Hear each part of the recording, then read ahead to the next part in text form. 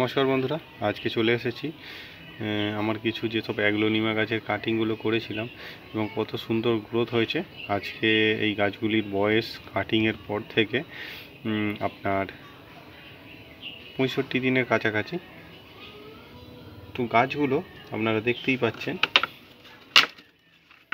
কত সুন্দর হয়েছে।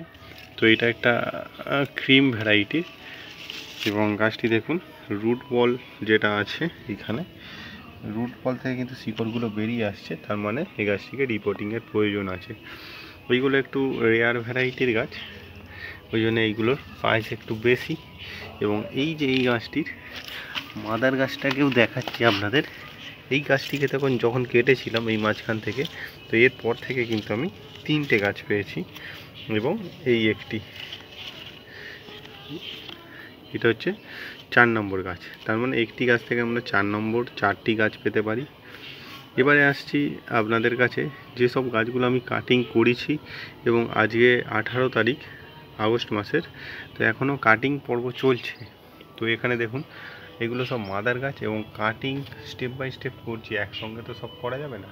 তো এখানে একটা লিপস্টিক ভ্যারাইটির আমি কাটিং করেছি এবং প্রচুর পরিমাণে শুটস বেরোচ্ছে। এখানে কিছু স্টেম কাটিং দিয়েছিলাম যেইগুলোর বয়স 60 দিনের উপরে, 2 মাসের কাছাকাছি। তো এইগুলোও কিন্তু নতুন একটি করে গাছের সৃষ্টি হয়েছে এবং এইগুলো সব দেখতেই পাচ্ছেন একেবারে স্টেম কাটিং থেকে তৈরি করা গাছ। ছোট গাঁটকে কেটে নেওয়া হয়ে গেছিলো এবং এইখানে একটি কাটিং আপনাদের দেখাবো। তো এই গাছটির আমি কাটিং করে নেওয়ার পরে দেখুন, 1টি 2টি 3টি বেরোচ্ছে এবং আরও এখান থেকে বের হবে। আর এইটা হচ্ছে আপনার লেগেসি।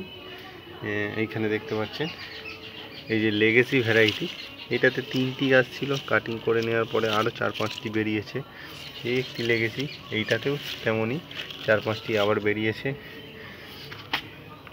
এবং এইখানে দেখুন, একটি গাছকে কাটিং করে নেওয়ার পরে এখান থেকে কিন্তু আবার 4টি বেরিয়েছে। তো এইটা হচ্ছে, এটা কাটিনি, এটাকে আমি রেখে দিয়েছি। এটা হচ্ছে আপনার স্টার ডাস্টের ভ্যারাইটি এবং লেগেসি। এইখান থেকে যেগুলো কেটেছিলাম আবার সেম গ্রোথই ওই মতোই বড় হয়ে গেছে, আপনারা এখানে দেখতে পাবেন। এই গাছগুলোকে আমি কেটেছিলাম এবং কাটার পরে এখানে প্রচুর পরিমাণে আবার গাছ চারা তৈরি হয়ে গেছে, যেগুলো বিক্রির জন্য রেডি। এবং এই বাস্কেটে যেগুলো ছিল এইগুলোও কিন্তু কেটে নিয়েছি এবং এইভাবে কেটে নিতে হবে। এই মাসটাই আমাদের হাতে আছে, আগস্ট মাসটা, কেননা আগস্ট মাসের পরে যদি আমি কাটি গাছগুলো কিন্তু খুব ভালো আর গ্রোথ আসবে না, ছোট হয়ে থেকে যাবে, যেহেতু ঠান্ডা পড়ে যাবে।